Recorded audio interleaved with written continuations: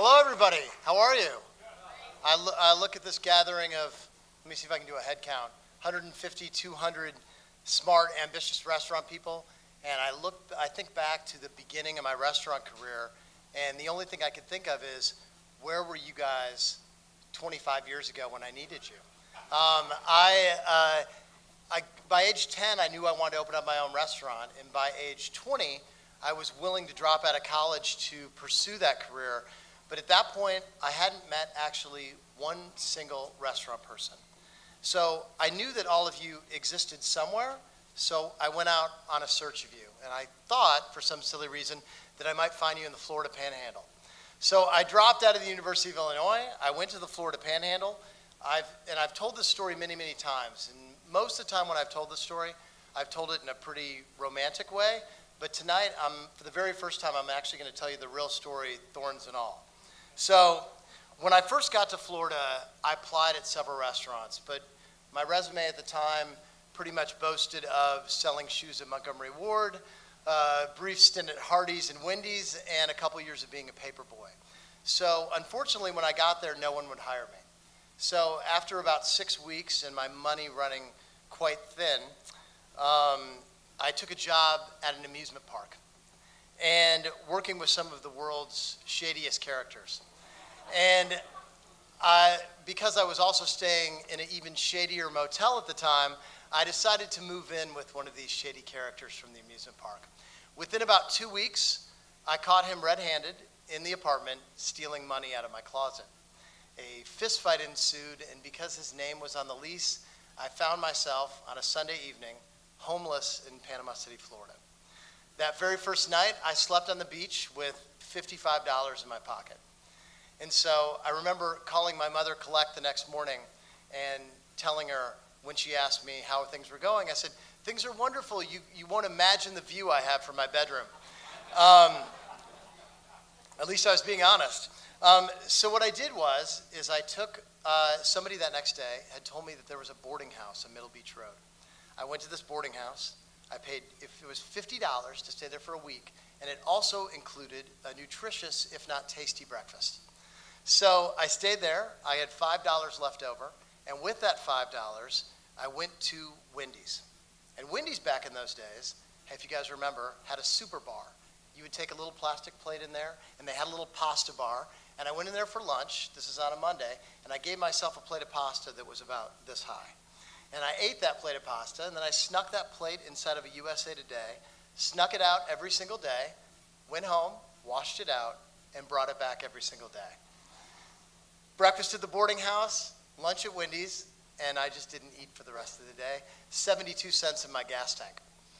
So at the end of that week on a Friday, I came out of it a better man, and I had an epiphany. I wrote a beautiful piece of fiction that would be my next resume. There were 3 restaurants on that resume, 3 restaurants that no one had ever heard of before. Want to know why? Because they never existed. 3 restaurants that mysteriously had all closed, so they couldn't even call for a reference check. So I went into a restaurant called the Beach House, and all I remember is the general manager asked me 3 questions, all of which I believe I didn't answer any of them correctly. But the owner was walking by at a very opportune time. She grabbed me by the face and said, "I like this one, Mike. Hire this one." And I had gotten my job. And finally, I had found my people. I found 3 people there that were incredibly influential in my restaurant life. And there's nothing more exciting professionally than that initial bond with your peers and being inspired by people that you look up to. So then I waited tables in the afternoon. I waited tables at night. I lived off one job. I saved everything I made off the other. And 3 years later, I opened up my first little restaurant, the extremely modest Lazy Days Cafe in Seagrove Beach with 6 tables. So I tell this same story at the beginning of every restaurant that I open. Ironically, it's also about Wendy's. So I promise you they're not paying me for this speech. In 1997, I was on my way to St. Louis, Missouri, and we were looking to maybe open up a restaurant there. And a friend of mine, a chef friend of mine, we walked into a Wendy's restaurant. And when we walked in the front of it, there was about a 60-year-old woman there who was the hostess. And at that point, I had never been in a Wendy's before that had a hostess. And she said, "Gentlemen, welcome to Wendy's." Well, thank you very much. We walked up to the counter, and the gentleman at the front told us about Dave's spicy chicken sandwich the way that maybe a server would tell you about a dish at Alinea. This is a true story. I'm not embellishing this. As we left with our food and our drink of water, the same woman who was the hostess who had greeted us came by and poured us waters out of a pitcher.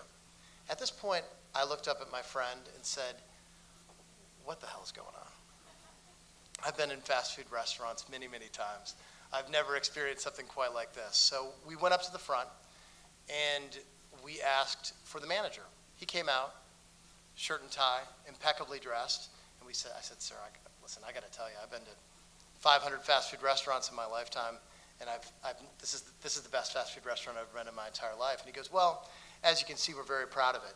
They were the #1 Wendy's in the United States." My chef friend and I walked out of there and said, "Are you kidding me? This guy is able to convince his staff on a daily basis with limited ammunition to be the best Wendy's in the entire United States." We at the time were living in a small town, but we were the best restaurant in that small town at the time. Everybody that is in this room right now lives in what I believe to be the best restaurant city in America. I believe that we have an embarrassment of riches as far as chefs go, mixologists go, management talent goes. So if you can't get motivated in this town, you probably shouldn't be in this business. This is a pretty incredible opportunity for people to come in here tonight and talk to such people as Albina Singh and Kevin Brown. There's attorneys here, there's insurance people here. What an amazing opportunity to ask all the questions if you want to go further in this business. So thank you for having me. I hope you get a lot out of tonight. And I want to turn things over to, along with Choose Chicago and the Illinois Restaurant Association and Potenza Productions, we did a video for the James Beard Awards called The Chef Whisperer. We produced this and it played at the James Beard Awards. And I'm going to leave you with this. Cue the video. Thanks for having me tonight. Have a great time. Cheers.